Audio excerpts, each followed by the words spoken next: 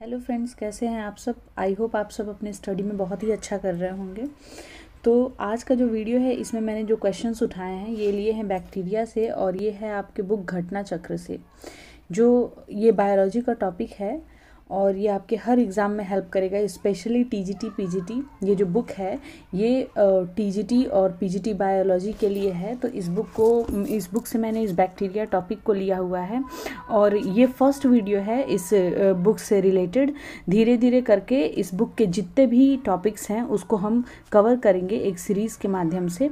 तो आज जो फर्स्ट वीडियो मैंने बनाया है इस पर वो मैंने उठाया है बैक्टीरिया टॉपिक से, ठीक है। तो बिना देर करते हुए हम स्टार्ट करते हैं इस टॉपिक का पहला क्वेश्चन। प्लाज्मिड जो ड्रग्स प्रतिरोध उत्पन्न करता है वो कहलाता है, the plasmid that impart drug resistance is called as. तो इसमें देखिए सबसे इम्पॉर्टेंट चीज़ पहले आपको जानना होगा that what is plasmid. Plasmid क्या है? तो प्लाज्मिड देखिए क्या होता है, ये जितने भी बैक्टीरियाज होते हैं वो एक क्या है, सबसे पहले तो जानिए बैक्टीरिया क्या है। बैक्टीरिया आपका है प्रोकैरियोटिक सेल, ठीक है। तो प्रोकैरियोटिक सेल का जो डीएनए होता है, जितने बैक्टीरियाज हैं उनका जो डीएनए होता है उसमें आपका एक्स्ट्रा क्रोमोसोमल सेल पाया जाता है, ठीक है। एक्स्ट्रा क्रोमोसोमल जेनेटिक मटेरियल पाया जाता है, ठीक है, बैक्टीरियल सेल के पास। तो उनमें क्या होता है कि उनमें जो दोगुणन की क्षमता होती है वो अपने आप होती है, वो अपना दोगुणन स्वयं कर सकते हैं, ठीक है। तो जितने बैक्टीरिया होते हैं उसमें जो होता है वो प्लाज्मिड डिफरेंट टाइप के पाए जाते हैं और जिनका आजकल जेनेटिक इंजीनियरिंग में भी यूज़ होता है एज ए वेक्टर। आप जानते होंगे जेनेटिक इंजीनियरिंग में क्या होता है, बैक्टीरिया जो होते हैं उनको आइसोलेट करके उनका genetic material, extra chromosomal material, उससे क्या किया जाता है कि कोई भी वेक्टर, आर्टिफिशियल वेक्टर को प्रिपेयर किया जाता है। तो डिफरेंट टाइप के बैक्टीरिया होते हैं जिनका एक्स्ट्रा क्रोमोसोमल जो सेल होता है उसको हम क्या कहते हैं, उसको हम कहते हैं प्लाज्मिड, ठीक है। क्या कहेंगे उसको? प्लाज्मिड कहेंगे। और ये प्लाज्मिड जो होता है उनका एक तरह से जेनेटिक मटेरियल होता है, ठीक। और प्लाज्मिड भी कई तरह का होता है, मतलब ये कई तरह के फंक्शन में हेल्प करता है, डिफरेंट बैक्टीरियाज में डिफरेंट तरह के। तो पहले हम जानेंगे कि इसमें जो होता है इसका सही आंसर क्या होगा। प्लाज्मिड जो ड्रग्स प्रतिरोध उत्पन्न करता है वो आपका क्या कहलाएगा? वो आपका कहलाएगा आर फैक्टर। कैसे आर फैक्टर कहलाएगा? देखिए जो आर फैक्टर होता है वो आपका जितने एंटीबायोटिक, जैसे कोई भी है बैक्टीरिया भाई तो वो खुद को प्रोटेक्ट करने का काम करेगा ही, ठीक है। जैसे मान लीजिए ये आपका बैक्टीरिया है, ठीक है, तो ये खुद को प्रोटेक्ट करने का काम करेगा। तो इसका जो जेनेटिक मटेरियल है वहाँ पे प्लाज्मिड, ये यहाँ पे एक्स्ट्रा क्रोमोसोमल डीएनए, ये प्लाज्मिड जेनेटिक मटेरियल पाया जाता है। तो इसमें क्या होगा आपका कि इसमें कई तरह के फैक्टर पाए जाएंगे जो उस बैक्टीरिया को क्या करेगा, प्रिवेंट करेगा, ठीक है।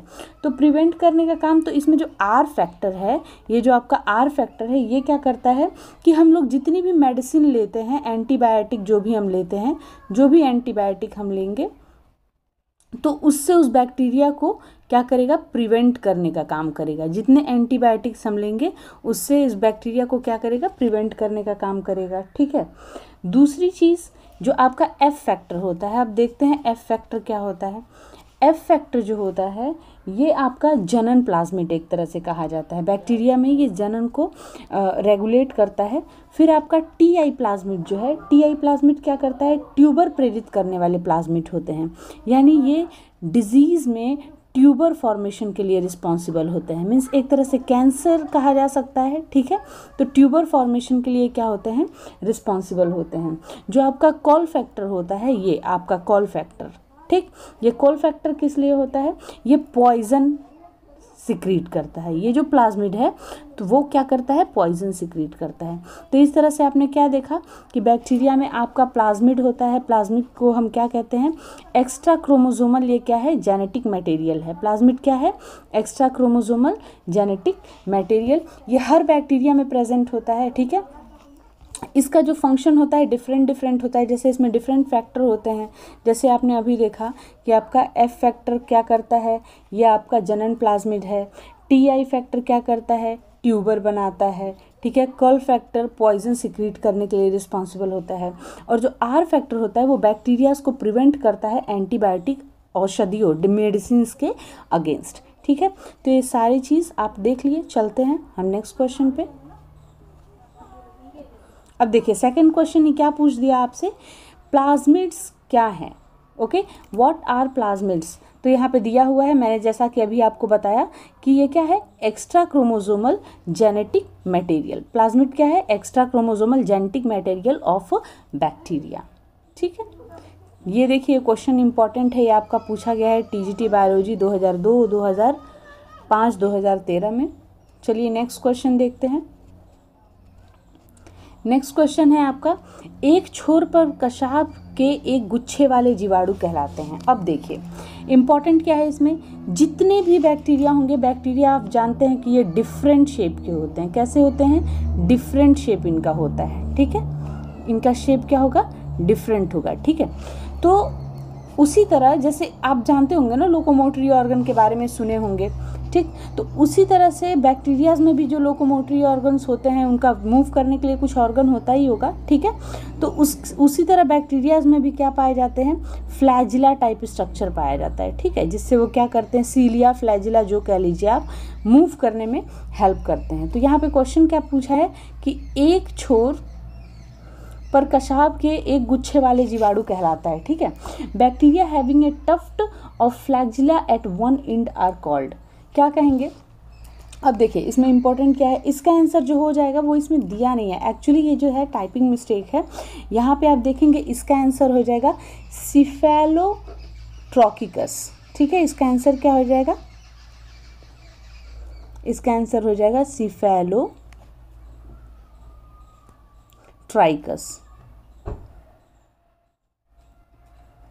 कैसे, अभी आपको बताते हैं। इसका आंसर हो जाएगा सिफेलोट्राइकस। सबसे इंपॉर्टेंट पहले ये समझिए मोनोट्राइकस क्या होता है।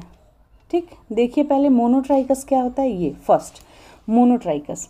जैसे मान लीजिए कि ये बैक्टीरिया है। ठीक है, ये बैक्टीरिया है, अगर इसके एक सिरे पर, किसी भी एक सिरे पर एक फ्लैजिला पाया जाएगा। ठीक है, तो इसे हम क्या कहेंगे, मोनोट्राइकस कहेंगे। ठीक, इतना क्लियर हुआ। एक सिरे पर, एक ही एंड पे सिर्फ सिंगल फ्लैजिला अगर पाया जाएगा तो वो क्या कहा जाएगा, आपका मोनोट्राइकस।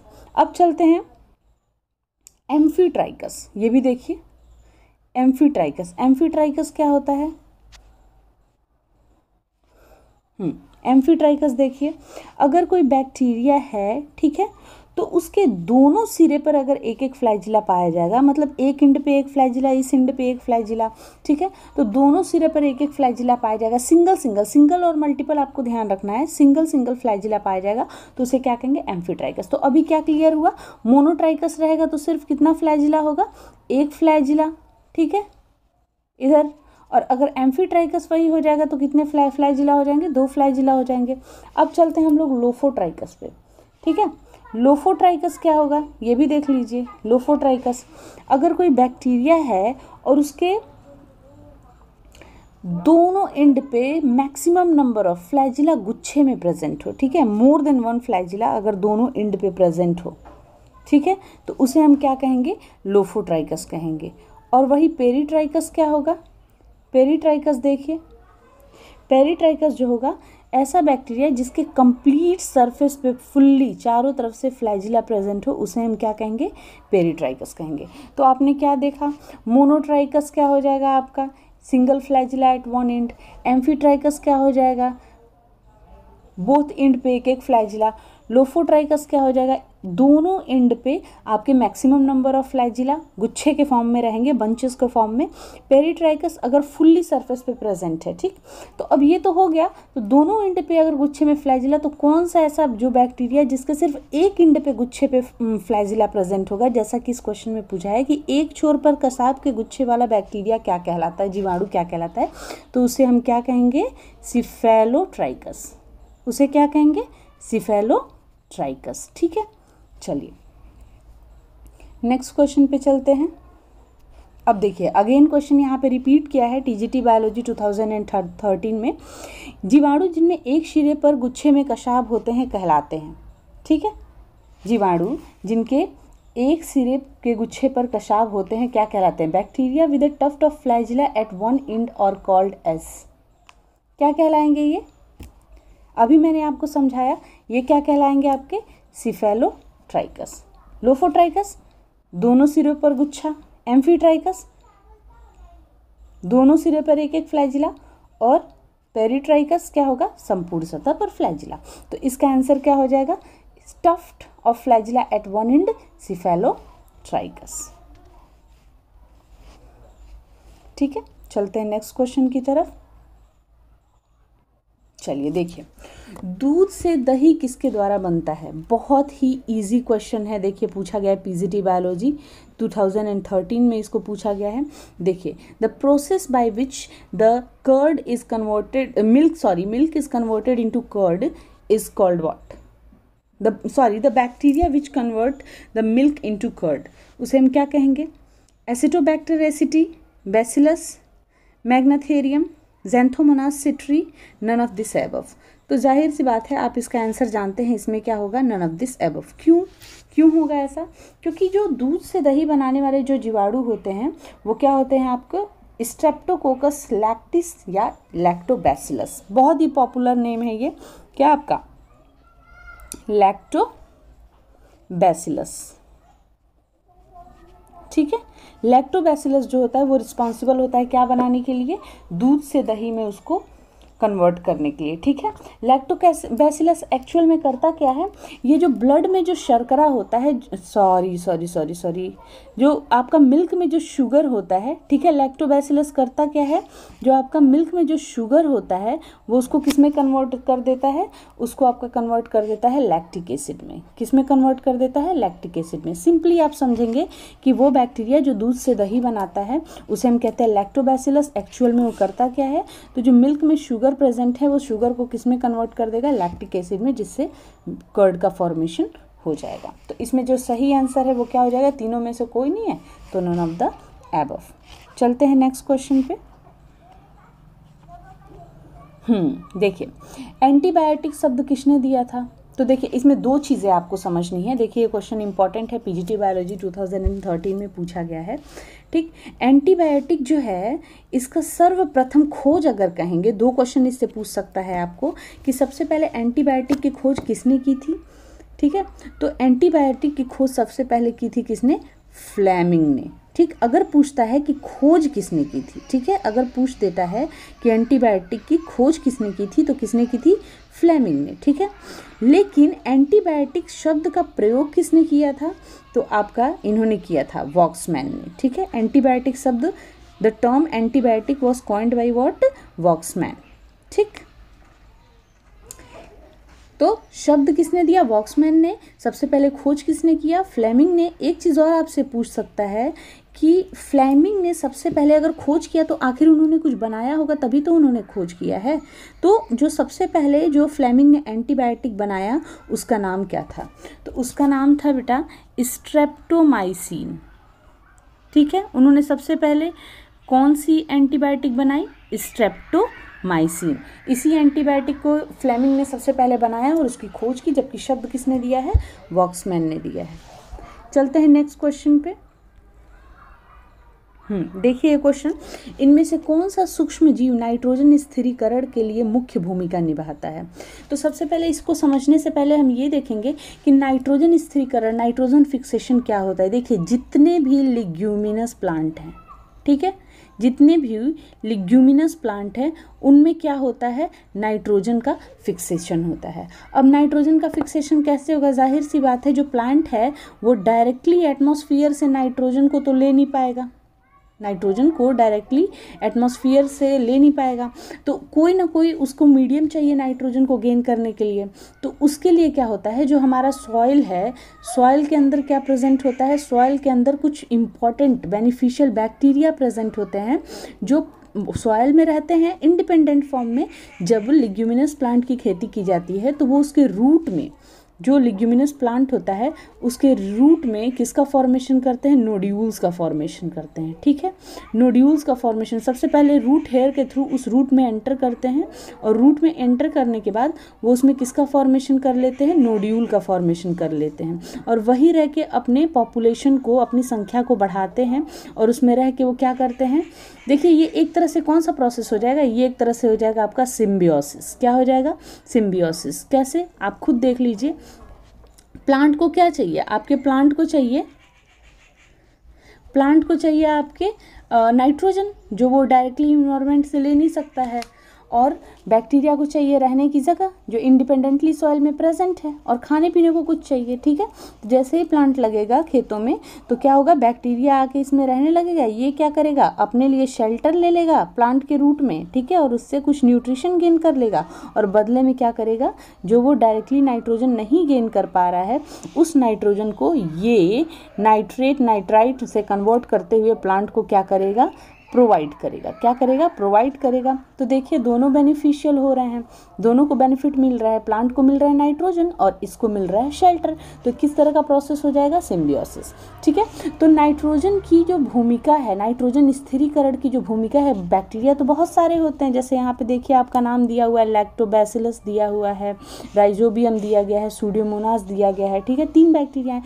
लेकिन इनमें से कौन सा बैक्टीरिया है जो नाइट्रोजन फिक्सेशन का काम करता है? तो इसका जो आंसर हो जाएगा वो हो जाएगा आपका आंसर फर्स्ट, राइजोबियम। कौन सा सही हो जाएगा, राइजोबियम। राइजोबियम जो है सॉइल में इंडिपेंडेंटली प्रेजेंट होता है, ठीक है, और लिग्यूम प्लांट में क्या करता है, उसके रूट में नोड्यूल बना के रह के उसमें नाइट्रोजन फिक्सेशन का काम करता है, ठीक है। चलिए नेक्स्ट क्वेश्चन है आपका, Xanthomonas citri is a casual organism of. Xanthomonas citri जो है निम्न के लिए एक रोग कारक जीव होता है। तो इसमें ऑप्शन है आपका, सेब में फायर ब्लाइट रोग, आलू में विल्ट रोग, citrus canker, yellow ear rot of गेहूं। Fire blight in apple, wilt disease in potato, citrus canker and yellow ear rot of wheat. तो इसका सही आंसर क्या हो जाएगा, इसका सही आंसर आपका हो जाएगा सिट्रस कैंकर। कैसे होगा बताते हैं आपको। देखिए सबसे पहले जो ज़ैंथोमोनास है ये क्या है, ये एक बैक्टीरिया है। ज़ैंथोमोनास क्या है आपका, ये है आपका बैक्टीरिया, ठीक है।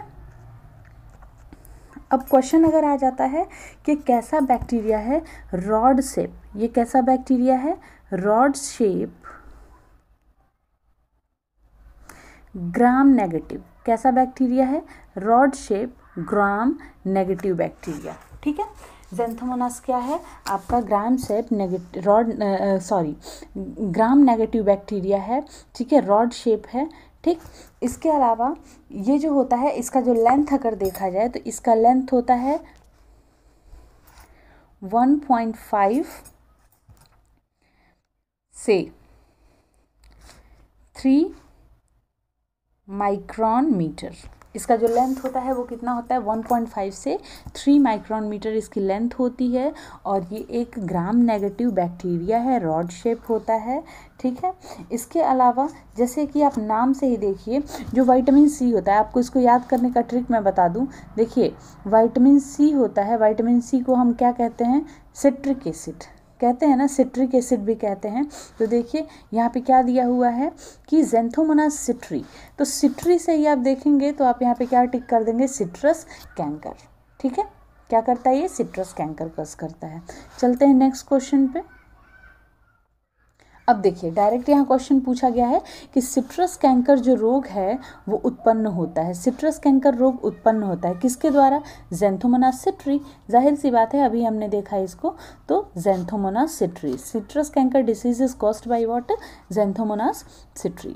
चलते हैं नेक्स्ट को, जो क्या है, एक ग्राम नेगेटिव बैक्टीरिया है, याद रखिएगा, रॉड शेप होता है, ठीक। चलते हैं नेक्स्ट क्वेश्चन पे, जीवाणु से होता है। बहुत ही कॉमन क्वेश्चन है, बहुत ही आप क्लास 6 से पढ़ते आते हैं, बैक्टीरिया वायरस, ठीक है। तो बहुत ही कॉमन क्वेश्चन है, बहुत ही इजी है ये, आप इसका आंसर इजीली दे लोगे। तो बताइए आप, बैक्टीरिया कॉजेज, बैक्टीरिया क्या कॉज करता है, food poisoning, yes. Disease is human being, yes, ये भी कॉज करता है, डिजीज इन प्लांट्स। तो आंसर हमारा क्या हो जाएगा, ऑल द अबव, उपयुक्त सभी। अब देखते हैं ज़रा, देखिए फूड पॉइजनिंग की बात करेंगे तो एक बैक्टीरिया होता है जिसका नाम होता है क्या आपका, क्लोस्ट्रीडियम बोटुलिनम। क्या नाम होता है, इसका नाम होता है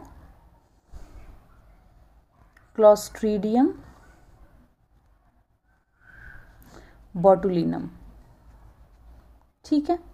ये क्या कस करता है, फूड पॉइजनिंग। स्पेशली देखिए इसका जो चांस है, इसका जो मैक्सिमम चांस है फूड पॉइजनिंग होने का क्लोस्ट्रीडियम बोटुलिनम से, ये हमारे कंट्री में इसका रेशियो कम है, फॉरेन कंट्रीज़ में ज़्यादा होता है, क्योंकि वहाँ पे लोग क्या करते हैं, वहाँ लोग जो होते हैं कैन फूड ज़्यादा यूज़ करते हैं। पैक्ड जो होता है कैंड फूड होता है, तो उसमें कभी कभी क्या होता है, अगर कोई कैंड हल्का सा खुला हुआ है यानी वो इन्फेक्टेड है, तो वो बहुत दिनों से स्टोर किया हुआ है, फिर उसमें इस बैक्टीरिया का ग्रोथ हो जाता है, तो क्या हो जाता है उनको, अगर वो उसको खाते हैं उस फूड को, तो उनको क्लोस्ट्रीडियम बोटुलिनम बैक्टीरिया से क्या हो जाती है, फूड पॉइजनिंग। और ये इतनी खतरनाक हो जाती है जैसे टिटेनस में होता है ना कि बॉडी लॉक, जॉ लॉक, ऐसे कुछ सिम्टम्स आते हैं जब टिटनस हो जाता है तो, ठीक है, जो जॉइंट लॉक है या फिर जॉ लॉक हो जाता है, वैसे ही फूड पॉइजनिंग में भी होता है, और इससे जान भी जा सकती है, बहुत ही डेंजरस होता है, ठीक है। जबकि जब आप देखेंगे कि कुछ फूड पॉइजनिंग जो होती हैं वो नॉर्मल भी होती हैं, आगे चल के आपके एक क्वेश्चन में इसको हम डिस्कस करेंगे कि कौन से बैक्टीरिया से जो नॉर्मल फूड पॉइजनिंग होती है, लेकिन ये जो होता है बहुत ही डेंजरस होता है। इसके अलावा आप डिजीज़, ह्यूमन डिजीज़ की बात कर लें तो बहुत सारे डिजीज़ है, जब जैसे आपका टाइफॉइड है, आपका हैजा है, न्यूमोनिया है, डिफरेंट डिजीज़ हैं जो ह्यूमन बींग में होते हैं बैक्टीरिया के द्वारा। इसके अलावा प्लांट में हमने अभी देखा ज़ैंथोमोनास से क्या हो रहा था, आपका सिट्रस कैंकर डिजीज़ हो रहा था। रिंग रॉट ऑफ पोटैटो जो होता है, हाँ, ring rot of potato, ring rot, okay, किस में होता है, पोटैटो में होता है। ये सब भी किससे होता है, आपका बैक्टीरिया से होता है। तो यहाँ हम इजीली देखेंगे कि bacteria causes what, food poisoning, disease in human being and disease in plants. तो इसका करेक्ट आंसर क्या हो जाएगा, ऑल द अबव। देखिए क्वेश्चन आपका पूछा हुआ है पीजीटी बॉटनी 2013 में। चलिए नेक्स्ट क्वेश्चन देखेंगे, ये थोड़ा क्लियर नहीं है, देखिए ध्यान से इसको। Which of the following is without any specific shape. देखिए निम्न में से कौन सा बिना किसी विशिष्ट आकृति के होता है, ठीक। बहुत सारे बैक्टीरिया होते हैं, हम देखे होंगे कि बैक्टीरिया जो हैं उनका हम डिफरेंट शेप डिस्कस करते हैं कि ये बैक्टीरिया इस शेप का है, कोई रॉड शेप का होता है, ठीक है, कोई बैक्टीरिया जो होता है रॉड शेप का होता है, कोई आपका स्फेरिकल होता है, ठीक है, स्फेरिकल होता है, कोई आपका स्पाइरल होता है। बैक्टीरियाज जो होते हैं कोई राउंड शेप का होता है, ठीक है। तो जो बैक्टीरियाज होते हैं उनके आपके डिफरेंट शेप होते हैं, लेकिन कौन सा ऐसा इनमें से बैक्टीरिया है जिसका कोई स्पेसिफिक शेप नहीं होता, यानी वो किसकी तरह, आप देखेंगे प्रोटोजोआ में एक होता है क्या, अमीबा होता है ना, वो भी क्या अपना शेप चेंज करने के लिए वो भी क्या है,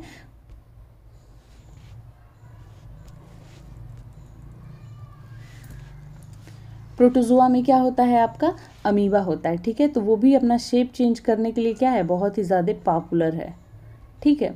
तो उसी तरह बैक्टीरिया में कौन सा ऐसा बैक्टीरिया है जिसका कोई स्पेसिफिक शेप नहीं होता, तो इसका आंसर आपका क्या हो जाएगा, माइकोप्लाज्मा। अब मैं आपसे एक क्वेश्चन करती हूँ, जो माइकोप्लाज्मा है इसको और किस नाम से जानते हैं, ठीक है।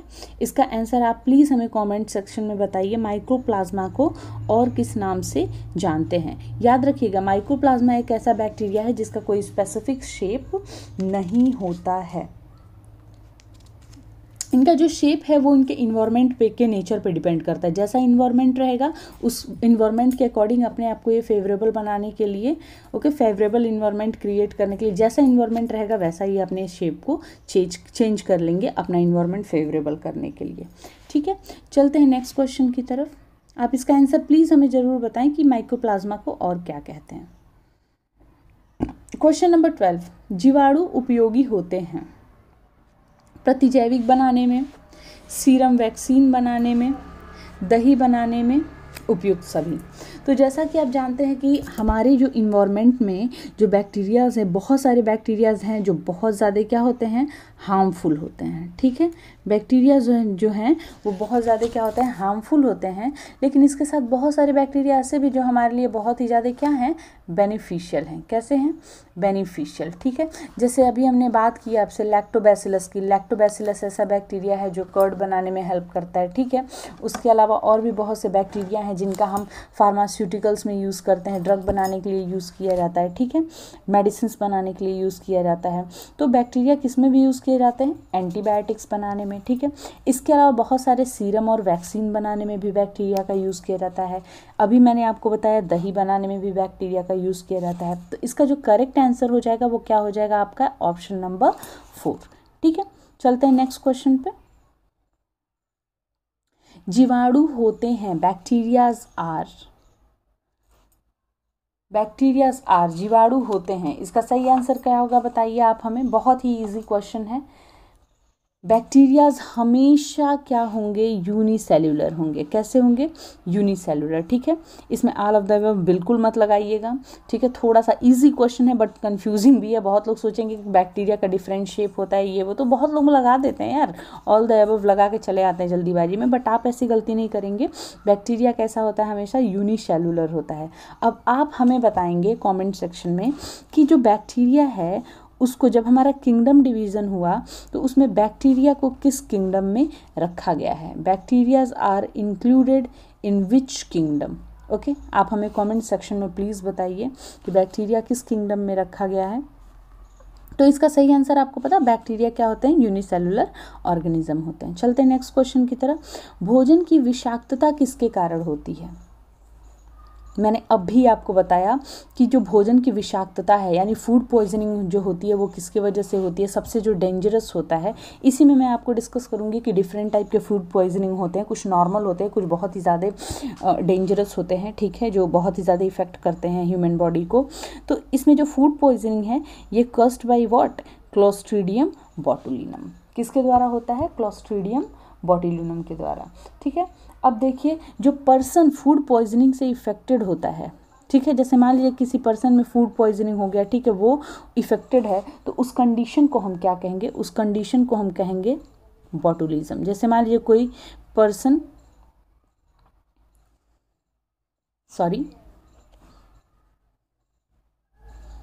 इसे हम क्या कहेंगे, बोटुलिज्म, ठीक है। जैसे मान लीजिए कोई पर्सन ऐसा इन्फेक्टेड फूड खा लेता है जिसमें क्लोस्ट्रीडियम बोटुलिनम है, ठीक है, और उसको फूड पॉइजनिंग हो गई, तो उस कंडीशन को क्या कहेंगे, बोटुलिज्म इसको हुआ है। ये पर्सन किससे इफेक्टेड है, बोटुलिज्म से इन्फेक्टेड है, ठीक है। अब देखिए दूसरी चीज़ कि जैसे सामान्य जो नॉर्मल भोजन विषाक्तता है, फूड पॉइजनिंग है, वो किससे होती है, आप बताएंगे हमें, स्ट्रेप्टोकोकस ऑरियस से। किससे होती है, स्ट्रेप्टोकोकस ऑरियस से नॉर्मल फूड पॉइजनिंग होती है। इसमें इसका लक्षण क्या होता है, इसमें नॉर्मल आपको वॉमिटिंग होगी, ठीक है, थोड़ा बहुत फीवर आएगा आपको, ठीक है, ये सारी कंडीशन होती है, तो नॉर्मल हो जाता है स्ट्रेप्टोकोकस ऑरियस से। लेकिन जो डेंजरस वाला होता है वो किससे होता है, क्लोस्ट्रीडियम बोटुलिनम। तो अगर आपके ऑप्शन में दो दिया, दो तो कभी देगा नहीं वैसे, अगर दोनों देता है तो आप क्लोस्ट्रीडियम बोटुलिनम के साथ जाएंगे। चलिए next question,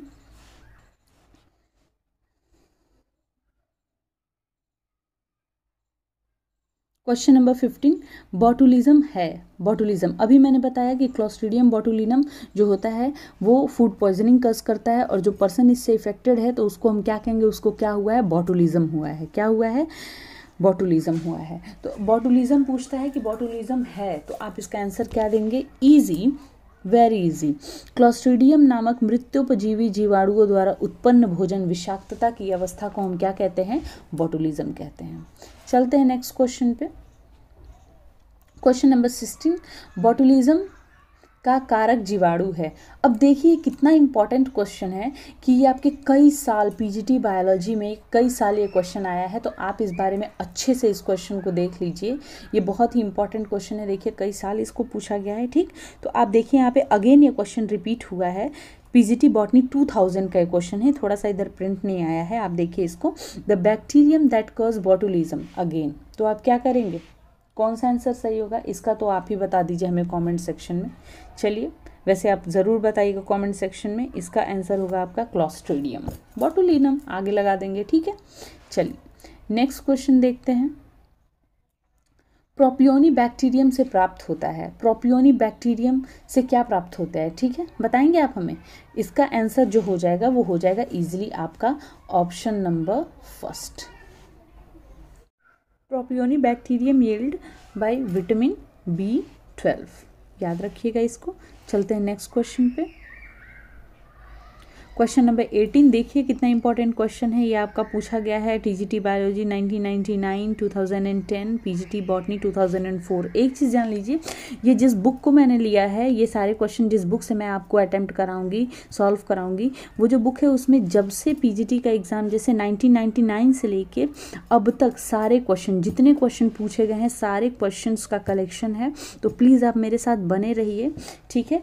per day regular basis में मैं आपको एक सेट क्वेश्चन का कराऊंगी पर चैप्टर से। ओके, हर एक चैप्टर से पूरे बुक को हम लोग साथ मिलकर फिनिश करेंगे और बहुत ही इंपॉर्टेंट सारे क्वेश्चंस आपको अच्छे से समझाते हुए मैं आपको कराते जाऊंगी। तो प्लीज़ आपसे रिक्वेस्ट है कि आप मेरे चैनल को सब्सक्राइब करिए, ठीक है, शेयर करिए, लाइक करिए, कमेंट करिए, ताकि मैं और अच्छे अच्छे टॉपिक आपके लिए लेके आ पाऊँ, मेरा मोटिवेशन बना रहे, ताकि मैं आपकी हेल्प कर सकूँ। और ठीक है यार, साथ मिल के पूरी बुक को कंप्लीट करेंगे, साथ मिल के पढ़ते हैं, ठीक है।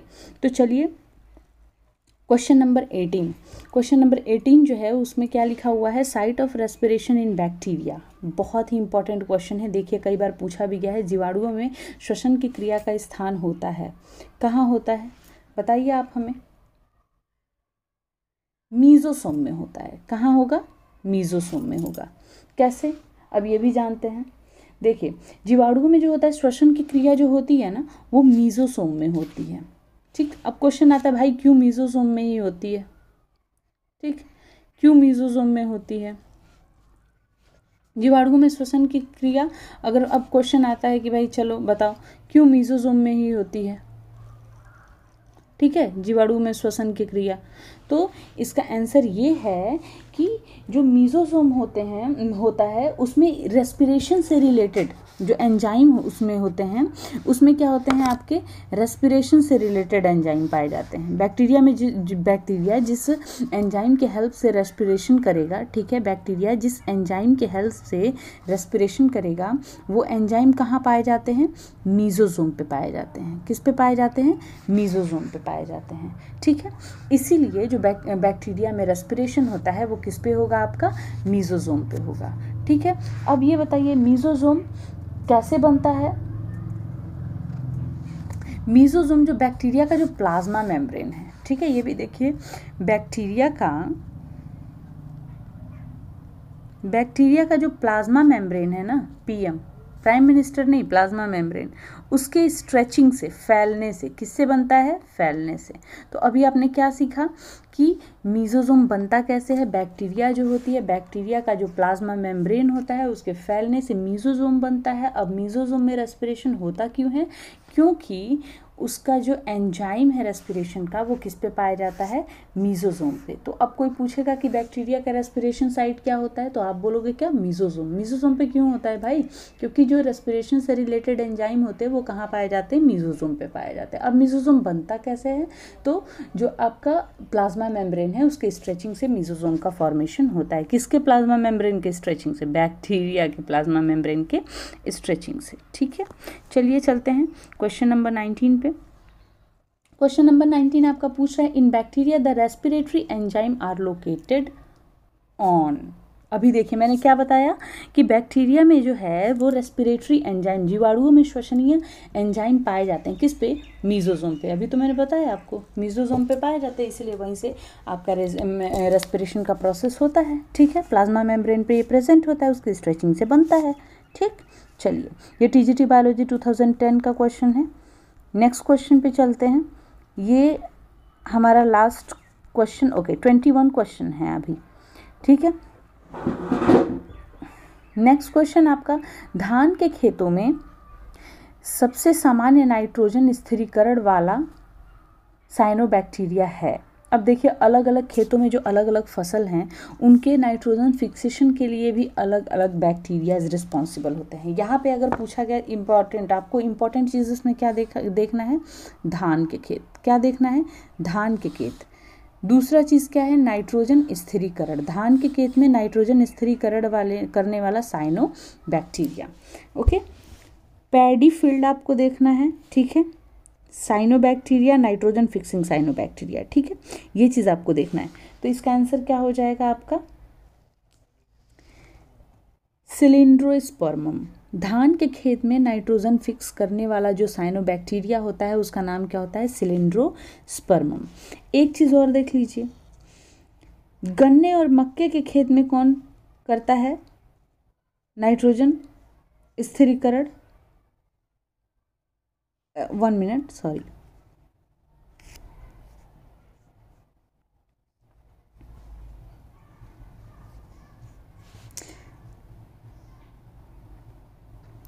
चलते हैं क्वेश्चन नंबर 20 पे। क्वेश्चन नंबर 20 देखिए, धान के खेतों का सबसे सामान्य नाइट्रोजन स्थिरीकरण वाला साइनोबैक्टीरिया कौन सा है? Most common nitrogen fixing cyanobacteria of paddy field is.